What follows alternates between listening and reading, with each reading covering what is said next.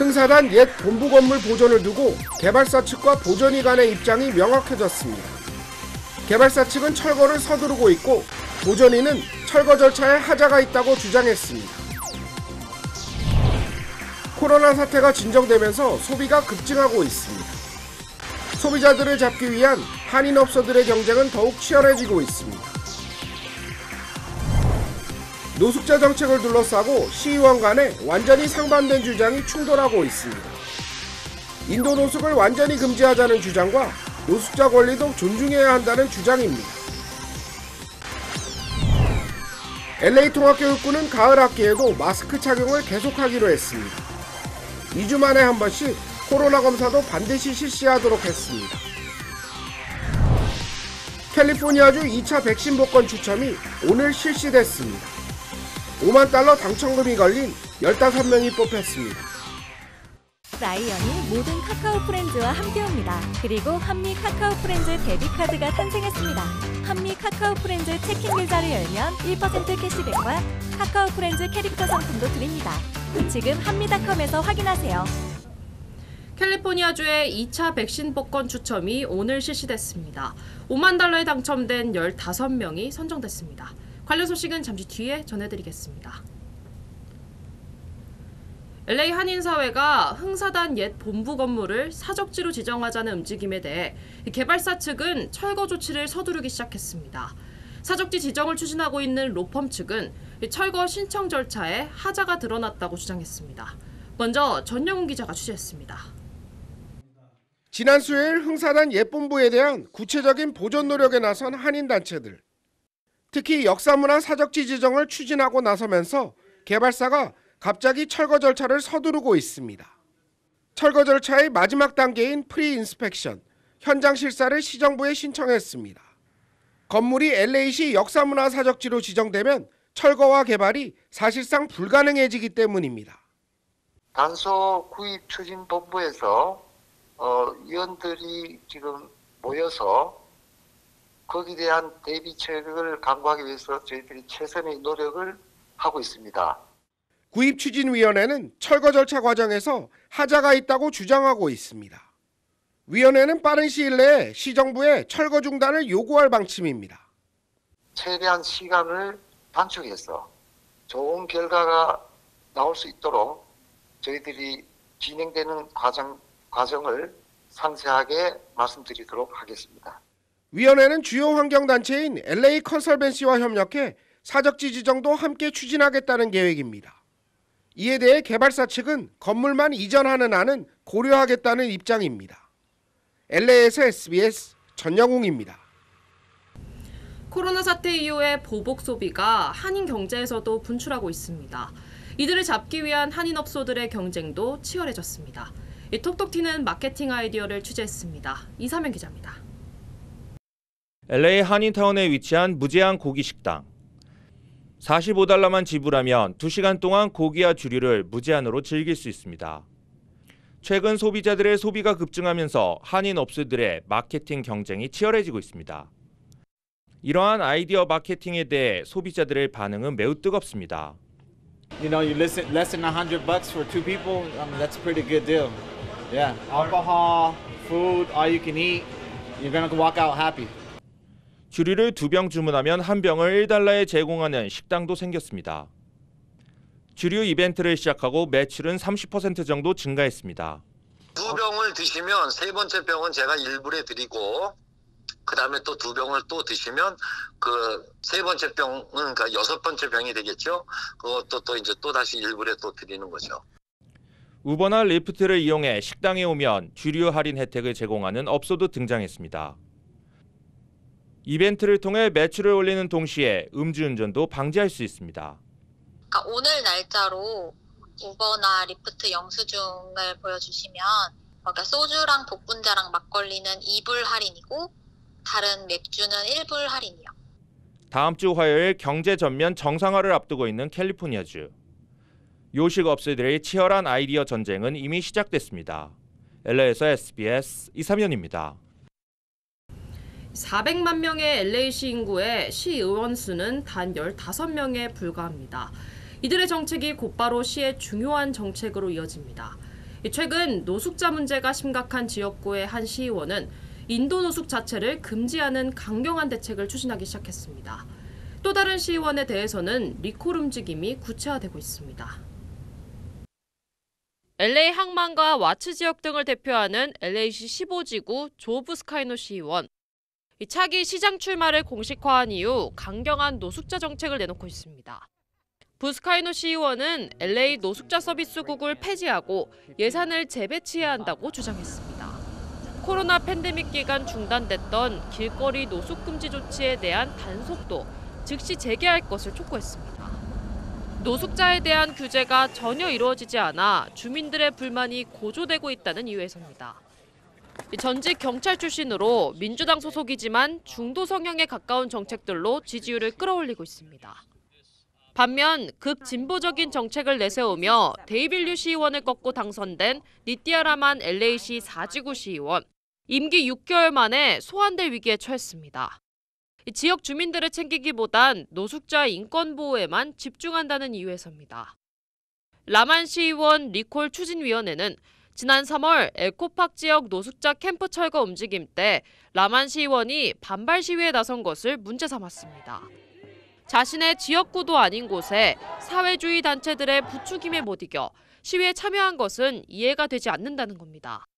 정작 지역 주민들이 다른 문제로 연락을 취하면 철저히 무시하고 있다고 주장했습니다. LA시의 가장 심각한 문제인 노숙자 문제. LA시 유권자들의 한 표를 결정짓는 가장 중요한 잣대인 만큼 시의원들도 정면으로 충돌하는 모습입니다. 네, LA 통합교육부는 가을 학기에도 마스크 착용을 계속하기로 했습니다. 백신 접종 여부와는 상관없습니다. 또 2주에 한 번씩은 반드시 코로나 검사를 받도록 했습니다. 전용 기자입니다. 오는 가을 학기 대면 수업을 실시할 예정인 LA 통합교육부.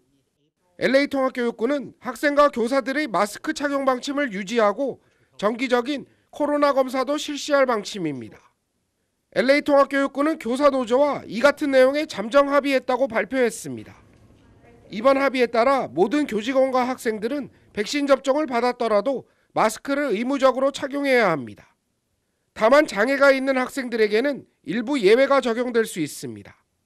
교육부의 코로나 검사는 2주마다 최소 한 번 이상 받게 됩니다.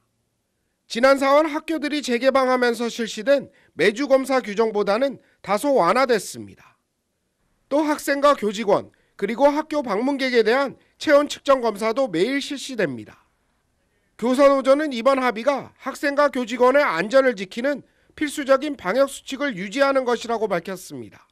LA에서 SBS 전영웅입니다. 롱비치시에 거주하는 시니어 인구의 99%가 백신 접종을 마친 것으로 나타났습니다. 로버트 가르시아 롱비치 시장은 전체 시니어 인구의 99%에 해당하는 5만 3천여 명이 백신 접종을 완료했다고 밝혔습니다. 가르시아 시장은 기프트카드나 호텔 무료 숙박권 등 백신 인센티브 프로그램이 효과를 나타낸 것으로 분석했습니다. 현재 롱비치시의 16세 이상 접종률은 66%를 기록하고 있습니다. 5만 달러의 당첨금이 걸린 제2차 백신 복권 추첨이 오늘 아침 진행됐습니다. 당첨자에게는 이미 전화를 통해 당첨 사실을 전달한 것으로 알려졌습니다. 코로나 제한이 완전히 해제되는 오는 15일에는 150만 달러 당첨금을 지급하는 10명을 추첨할 예정입니다. 추첨 대상자는 한 번이라도 백신 접종을 맞은 사람 모두입니다. 네, 볼티모어 지역에서 생산된 얀센 백신 6천만의 분량을 모두 폐기하기로 FDA가 최종 결정했습니다. 제조 과정에서 원료가 혼합된 사실이 확인됐기 때문입니다. 김수영 특파원이 보도하겠습니다. 워싱턴입니다.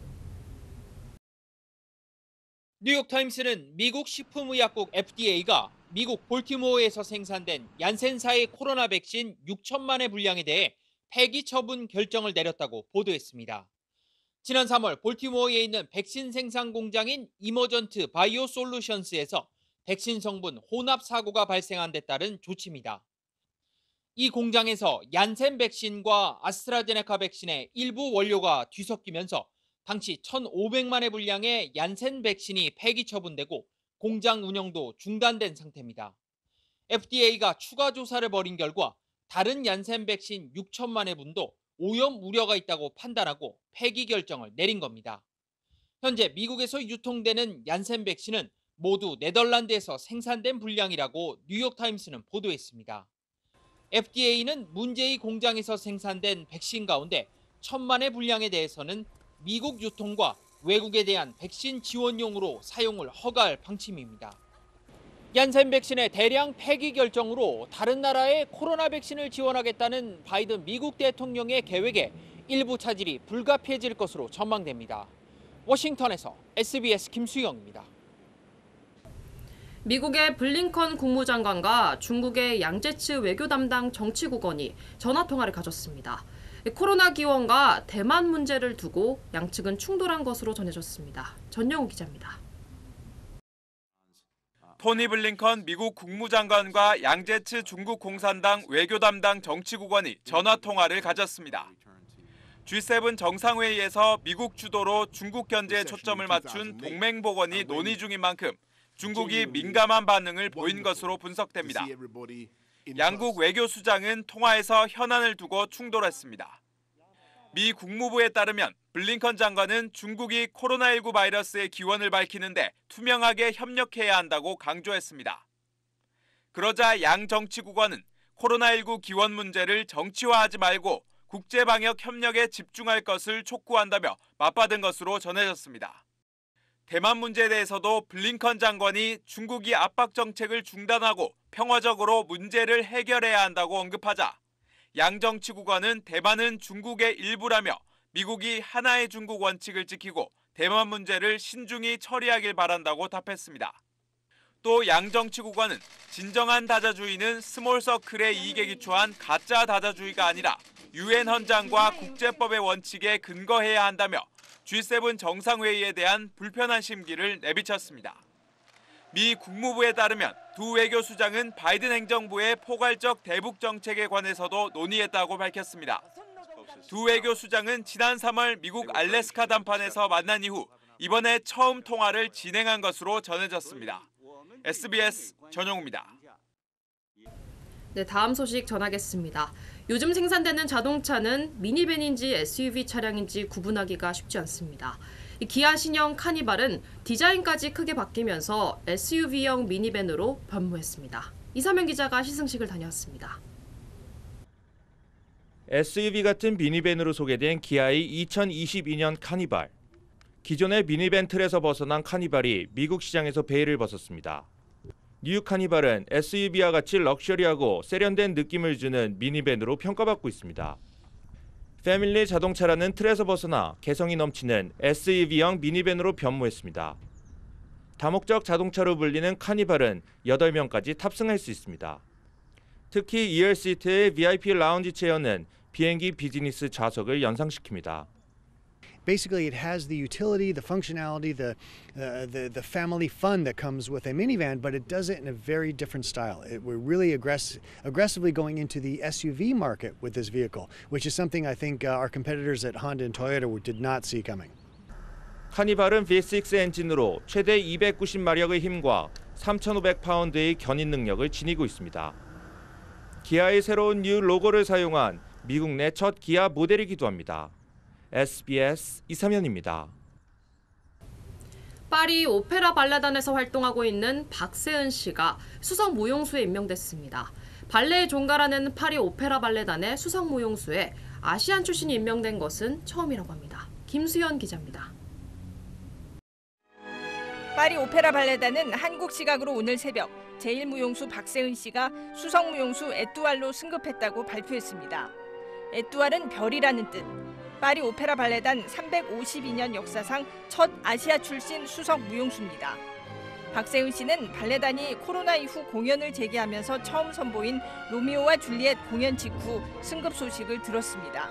파리 오페라 발레단의 단원 등급은 모두 5단계. 박세은 씨는 한국에서 한예종 졸업 후 2011년 입단했고 맨 아래 군무부터 단계를 밟아 10년 만에 정상에 올랐습니다. 2018년에는 무용계 최고 권위의 부누아드 라당스 상까지 받으며 실력을 입증했습니다. 춤을 많이 사랑하면서 그 관객분들에게 정말 그 티켓값이 하나도 아깝지 않을 정도로 마음에 많이 남는 춤을 많이 보여드리고 싶고요. 파리 오페라 발레단은 유서 깊은 오페라 가르니에 극장에서 주로 공연하며 자체 발레 학교 출신의 프랑스인 단원이 대다수입니다. 살아있는 역사 그 자체고요. 우리가 알고 있는 아까 말씀드린 지젤이나 그런 아실피드 그런 작품들이 초연되었던 그 극장이에요. 역사적인 작품일 것이다라고 감히 말씀을 드릴 수 있을 것 같아요. 실력으로 높은 벽을 넘은 한국인 발레리나 박세은 씨.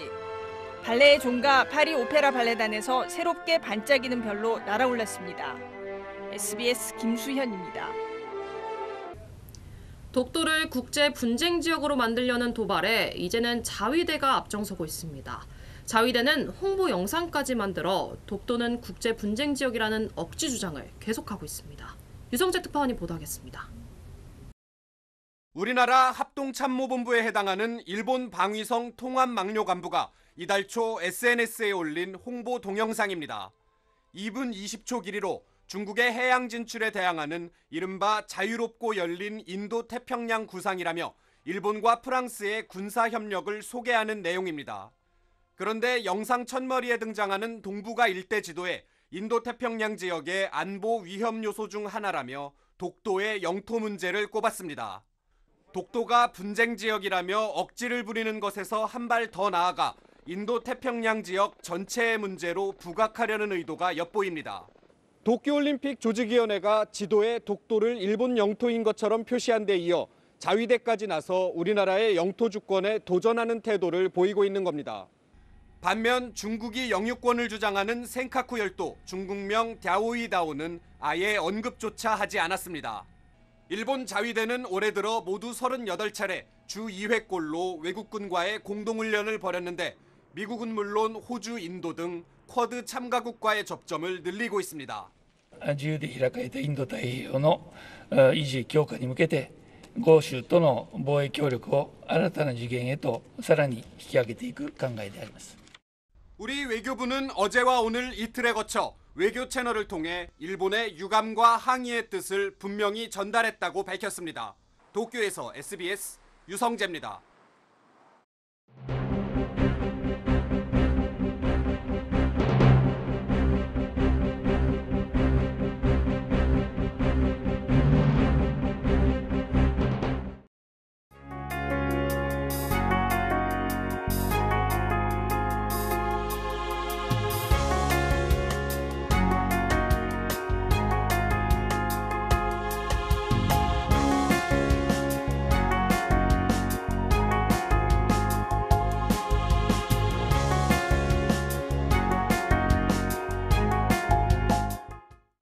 백신 복권과 관련한 사기가 기승을 부리고 있습니다.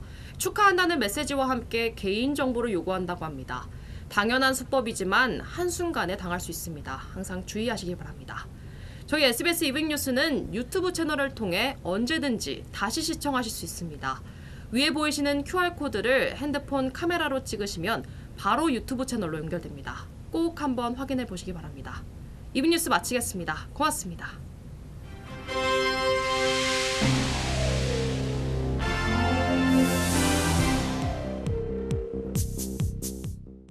라이언이 모든 카카오 프렌즈와 함께합니다. 그리고 한미 카카오 프렌즈 데뷔카드가 탄생했습니다. 한미 카카오 프렌즈 체킹 계좌를 열면 1% 캐시백과 카카오 프렌즈 캐릭터 상품도 드립니다. 지금 한미닷컴에서 확인하세요.